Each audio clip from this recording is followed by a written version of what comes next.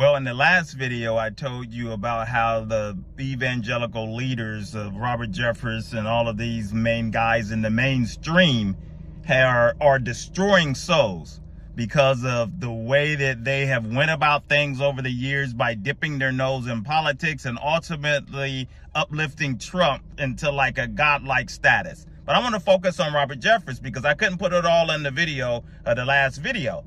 And as you remember this guy here had his church catch on fire back in July there. And they still haven't found out a reason why. They still haven't found out a reason why this fire happened. So we'll talk about that in a second. But what I wanted to let you guys know, if you're not aware, Tim Alberta, I talked about him. He's the award-winning journalist there that's a preacher's kid. And he goes around and interviews and has wrote a few books, and he got to interview Robert Jeffress there for the upcoming book right here. As you see, that it's already out. Excellent book. You know, it's on audio book if you want to listen to it. I bought the book and listened to the audio. After listening to the audio, I bought the book.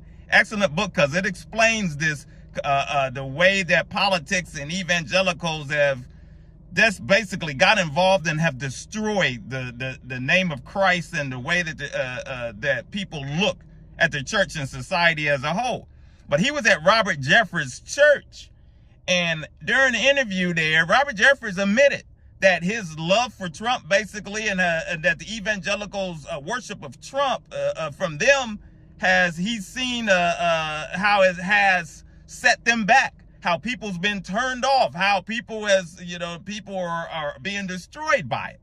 And then Tim Alberta says in his book, he looked over, I can't remember to the right or left, and in his office space or so where they were meeting, Robert Jeffress had a shrine set up, basically a Trump shrine. He said it was something that he has never seen before in his life, and it was really almost unbelievable. He said there's like this 8-foot poster of Donald Trump as something that he's got in there. He said there's dozens and dozens of like pictures and plaques like hanging on the walls in this space. And then gold cufflinks and all of these things.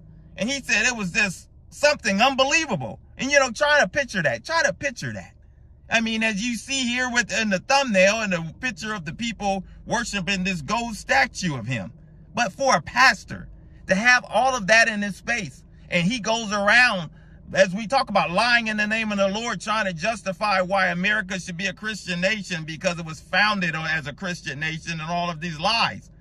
But yet he is practicing idol worship in the highest form. And that's why I talk about these people, all of them. All of these evangelical leaders that we talk about, and unfortunately, they got their followers that go along with them. They have went to idol worship in the highest level. And this guy has a shrine set up in his office. Don't believe me? You do the research yourself.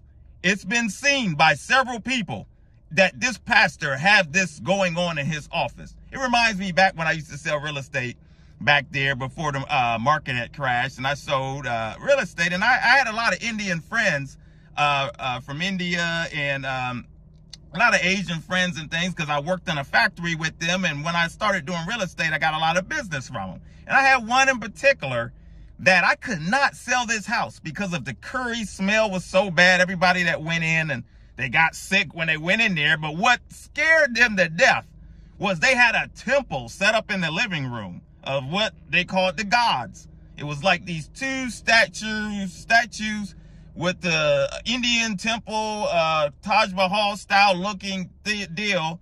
And they would bring out have bowls of water and put a fan on them. And he would tell me he had to feed the gods and take care of the gods and things like that. People would be scared when they go into a home to see that, but that's understanding because that's their culture.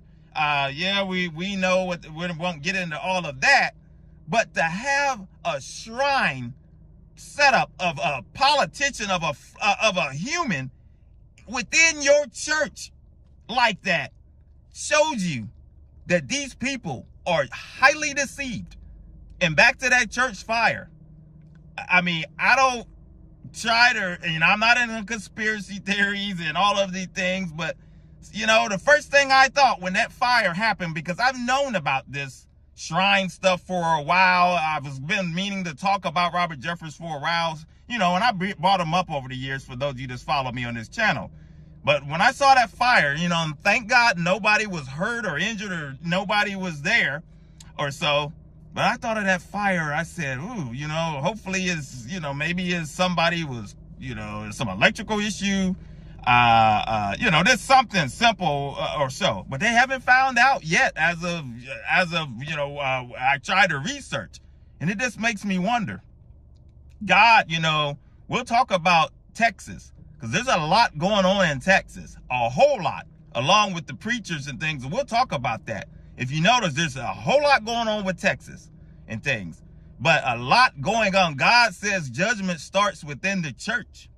And there's a lot. We've been talking about it. That God, and that's where a lot of people don't understand. And a lot of people don't realize God's judgment has fallen upon the church. He's cleaning house. He's closing up shop, as I've been saying it. This is what's happening. And you're seeing it. And it makes me just wonder, is this just a sign from God with that fire of that old historic part of the church? That's the because of what's going on within the church.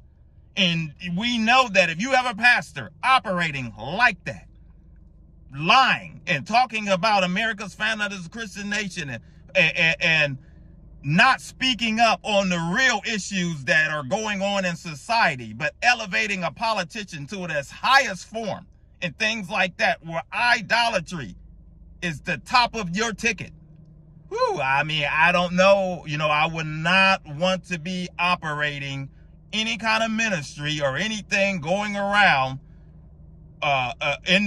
claiming in the Lord's name, operating like that. That is a dangerous place to be. And that's where these people that we talk about online here that have these false ministries and lying in the Lord's name, they are playing with fire. They are really playing with fire. I would be scared to death to go to sleep, get in my car. I'll be thinking that the Lord, you know, the lightning strike will come at any moment. I would be scared to death. And this shows you that these folks have no fear for the Lord. So, you know, I don't know, you know, that fire, is it a sign? You know, I would like to know some of you guys' thoughts and opinions on that, because, I mean, I just thought about that. Lord ain't playing. He's not playing. And people want to continue to think of some type of joke, and because they think they're loving the spoils of their evil deeds, you know, the Lord's not going to have it. So that's what I just wanted to talk about, add on to that video. And, you know, we need to continue to pray that people are delivered, continue to pray that people walk away from these churches and these types of pastors and get out of there, because these pastors, there's no signs of them repenting anytime soon. And if it happens, I mean, it will be far and few. But we pray that there's some type of freedom, that they're freed from the shackles of the enemy, because they are the ones out here deceiving millions and thousands and millions of people, hundreds of thousands. They're the main ones on the platform. So we'll continue to talk about issues the church run away from. Take the devil head on, punch him right in between the chops. Evangelist for God is the channel. My name is Maurice Braxton. Until the next video, my friends, take care. God bless.